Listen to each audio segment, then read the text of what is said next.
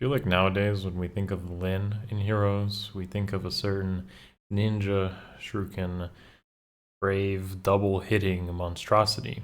But instead, I'm pleasantly surprised to see one of the original alts, and actively used too, and highly invested. Let's check out what you guys have to show me today. Enjoy. Let the lesson begin. What's up guys, Akariss here, bringing you another Fire Emblem Heroes video. Today's video is an ongoing series, if you're not familiar with this, where I cover the heroes that my community send in to me via Patreon and Discord. So if you want to join in on the action, then feel free, and I encourage you, obviously, if you want to support the content, this is the best way to do it, but it's also the best way for me to give back and recognize the investments and effort that you guys put into heroes, and then I get to share that passion into videos like this. So I'm going to go through hero reviews of favorite characters, meta characters, and whatnot, and if there's any advice to really be given, which honestly I probably don't feel like that's the case, but if there is, then I'll be sure to mention it in here. And with that being said, thank you guys for supporting the content, and I love to see these sort of builds. It is quite inspiring for me, and hopefully for some of you as well. I'm going to start off this review showcase. Before we do, smash the like button, sub if you haven't already, and let's do it. First up here is Nephany, submitted by Neph, which I feel is very fitting, but essentially, yes, that is Nephany at full investment, thanks to the whole new 20 flowers. As you can see, it is an arena build using the dual skill, and combined with Steady Breath and Ruptured Sky and No Follow-Up, you actually have a very solid counter to a lot of meta threats, including Fallen Edelgard, because, well, No Follow-Up does basically beat her. Dauntless Lance is a slaying weapon, so this means that Ruptured Sky will go off pretty often. And yeah, it's a really good build, it's very impressive, and I'm sure it does find a lot of use. Slaying and armor, slaying weapons and armor slaying weapons in one are actually still fairly uncommon-ish, so I feel like Nephany does this job in a very unique way that a lot of other units don't age as well for some of their older refines. So she did at least get the whole slaying and armor slaying combination, which is awesome to see. Great investment. Hope it continues to actually work out. Not preference refined, but that's because those didn't age as well. But at least the base effect is good. So moving on, we have a Catria submitted by Michael. And Catria is another unit that I feel like isn't seen a lot, but is still fairly good because the weapon itself is essentially just Glimmer, like every hit on the weapon. And I still use Glimmer on many units. But what's cool about Catria here is the fact that she has Glimmer, she has a high attack stat, and as long as she's basically having some sort of difference between the attack and the defense stat of a foe, you're essentially doing a lot of damage. So a build like this is pretty awesome to see because you will essentially double through with her decent speed and do a lot of damage. Now ideally something like this is potentially combined with something like Lecter or Raphael, I guess, if it's not in arena, because this is an arena build, but if it's not there, then if you're going to be using Gale Force, then you want to at least accelerate that in a way that it's like 4 charge at least. So that's a little bit of inconsistency that I can see in this build, but generally speaking, it is pretty cool. So I think Michael actually mentions that he uses it in in water season with Byleth, which is pretty cool because then you have a drive null follow-up effect, and then there's not really that many things that can beat a unit like that in arena.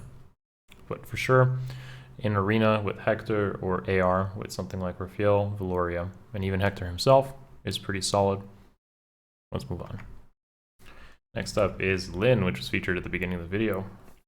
So Lin was actually like the first, I believe the first alt for Lin, Bride Lin that is, and also the first bearer of Candlelight, which has actually aged really well if you consider how powerful Flash and Candlelight is on AR defense.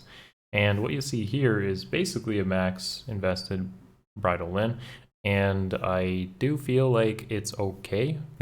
When I say it's okay, I mean like all healers are pretty cool because they have access to odd recovery and candlelight to create some great presence on AR defense. But you know, like cav healers and cavs in general kind of like dominate this sphere. So of course, even if I was using one, I'd feel pretty bad. And then there's the whole preference weapon dilemma that essentially they're just like never going to give healers refines, which is very sad because I love healers. Submitted by Alt F4 Ninja, of course, as you can see here. But generally speaking, at least our stat spread is very balanced, which is actually fairly rare of a healer to have something like that. So it's cool to see it. But yeah, defense, odd recovery, healer, pretty stable. I'm still holding on to my form of soul and souls very soon for any healer that I really like or really want to merge up, or potentially healer refines as well, which would be ideal. And even I would probably pull the trigger on something like an infantry healer. So yeah, let's go on. Next up is a New Year's leg yarn submitted by Mari here. So very commonly seen in arena. I've actually run into this leg yarn in arena in one of my arena runs, and I gotta say it is very difficult to deal with because flowing lance is actually solid of a weapon. It's basically like deck swabber for lances, and that means you're gonna have a solid stat swing. If you don't run a lot of like res hitting units, then this leg yarn is actually quite bulky and is pretty difficult to kill, along with the fact that there is a pretty solid speed stat here, combined with low speed defense, attack speed solo. I can imagine this is pretty good in arena, but it is of course lacking the Beduel Cavalry 4, which Mari did confirm that he is going to be picking up as soon as he can, which I guess would be on a rerun, seasonal, double seasonal, or possibly the yearly rerun for that. But nonetheless, it's something that is quite the unicorn, quite rare, and actually pretty solid. Although, of course, most blue cav lances can do this, but it's nice to see that investment of an otherwise pretty forgotten seasonal. And not that costly, otherwise just pretty much grails, right? So, moving on, submitted by Conk, we have a +10 dancer cheese, Lachisius, whatever. I'm not gonna bother. I'm just gonna call her Cheese because that's just how I like to pronounce this name. So as you can see here, a supportive variant with a very, very high res stat running Tamari in Dance is actually pretty solid because there's not that many that can do this. Of course, if you run in light season, like let's say an AR, you pretty much would use Air here or Tethys, but having a flyer, for example, in AR is pretty cool. Also, green is uncommon among mythics, so it ends up being a pretty solid support for AR. But as you can see here, this is not necessarily used in AR based on the fact that it's in win season, and it does hurt your score a little bit to use Dance instead of a double rally, but at least you have that choice. And being able to provide Tamari Sabo support, and hopefully we start getting seals of sabotage, is pretty cool. So I really like this, and I think it's quite unique of a unit type and character build you can actually do. Like, this isn't like Bridal Lyn, right, where you just have like 40 healers that can do the same thing. This is literally a fairly unique role and provides quite a lot of cool support. So I like to see it. Next up is literally a unicorn, or I guess literally a rabbit, which is Spring Bruno. Okay, now the thing that's really cool about Spring Bruno, provided by Tish, thank you, is he is probably one of the few healers in the whole roster that has like a defense stat way higher than a res stat, because most healers tend to do like a much higher res stat or stat weighted into res as opposed to defense. So it's kind of like surprising or shocking when you see these like high defense healers with low res, which is quite rare. But it also makes them quite good, if you ask me, because a lot of like the meta threats tend to actually hit defense over res, like all the big tanks and whatnot. So having Bruno with literally like a 52 defense stat is pretty good. And you don't really have to worry too much about the res stat because you're basically going to have enough HP to usually tank a hit, combined with the speed stacking, as we can see here with ARD attack speed 4 and attack speed solo. This is really cool of a stat spread even in 2021 despite him being quite an older unit. And of course you can see here is the flash restore combination, likely on some sort of restore trap.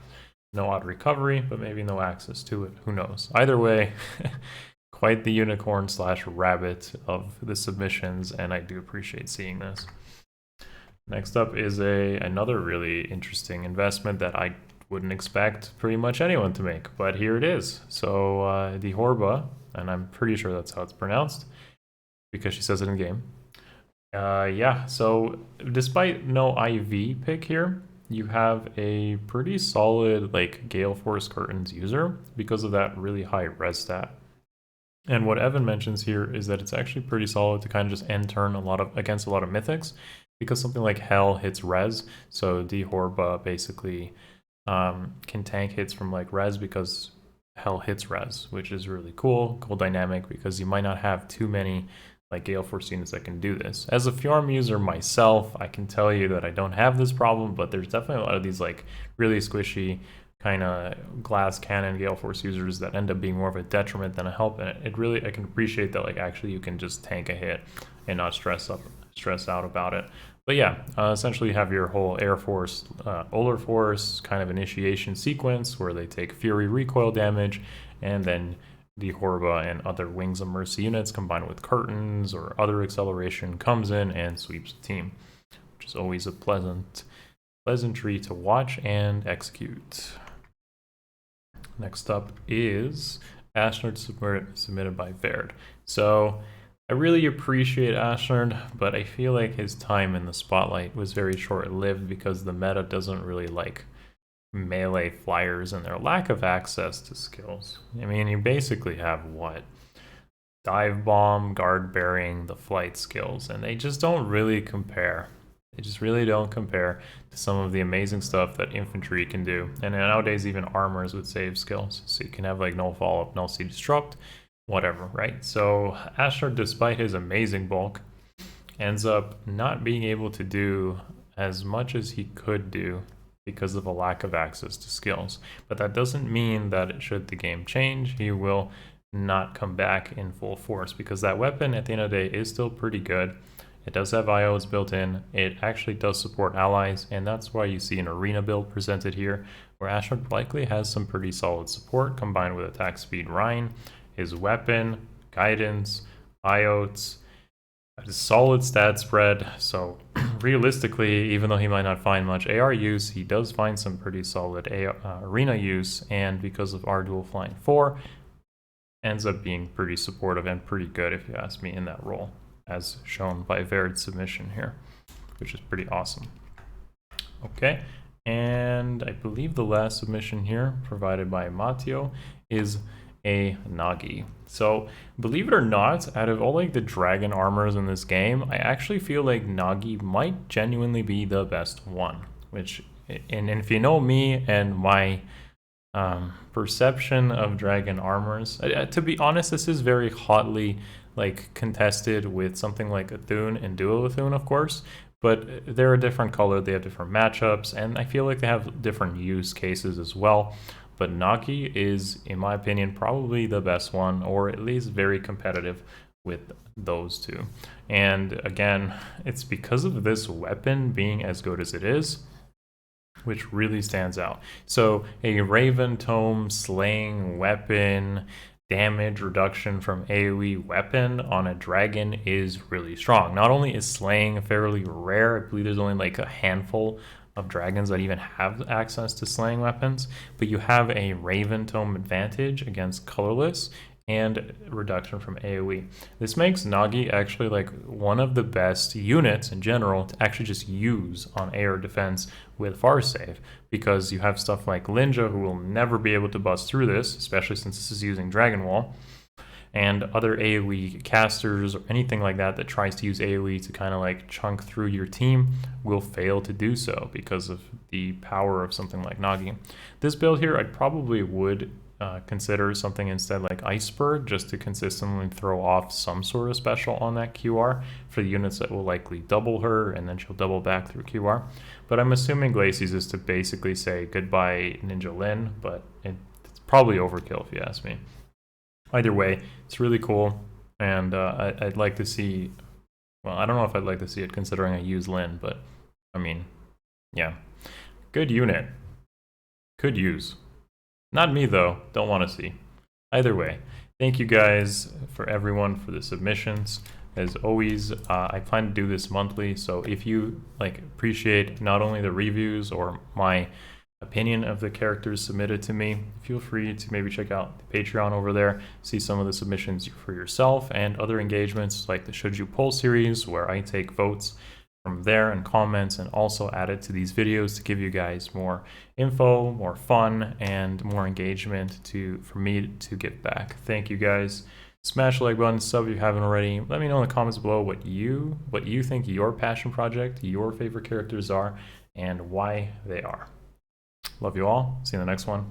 Peace.